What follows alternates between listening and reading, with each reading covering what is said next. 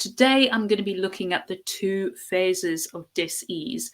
And later on, I'll look at the 5 biological laws of nature and of dis-ease and well-being.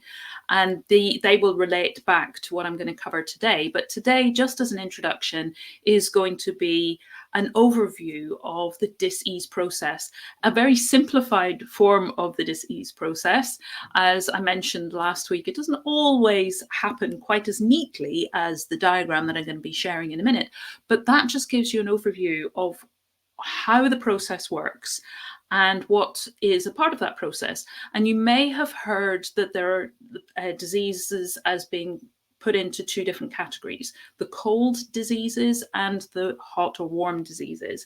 And basically what I'm going to be looking at today is that those are 2 separate phases of dis-ease. That's the process that our body goes through in response to what's happening around it and our reactions to that. So let's make a start. And this is that very simplified diagram of the dis-ease process. Cold dis-eases are what would happen in phase 1, the stress phase, the red part of this diagram, if you're seeing me in color. And on the right-hand side, the green side, that is phase 2, also maybe referred to as the hot or warm diseases. And as we go through, you'll start to understand why some are called cold and some are called hot. But if I just talk you through this diagram, as you can see, the left there, the axis, the y-axis is intensity, and the intensity of the stress phase is mirrored in the intensity of the second regeneration phase. So however tall the red part of the diagram is, it'll be reflected in the depth of the green part of the diagram. If our stress is very intense, then our regeneration, where we tend to experience the symptoms we think of as dis-ease, that I often think of as the symptoms of healing, because that is when our body is in regeneration and it's doing its best to get back to balance, get back to well-being. But however intense and deep that red part is, it'll be reflected in the intensity of those symptoms during regeneration. The axis along the bottom is time. So as we go from left to right, that is reflecting the passage of time. Starting off on the far left at 1, we can see that the black line is wiggling. And that's basically like our biorhythms. It's day and night rhythm. And as human beings, we are diurnal. We're a diurnal species, which means we're active generally during the day.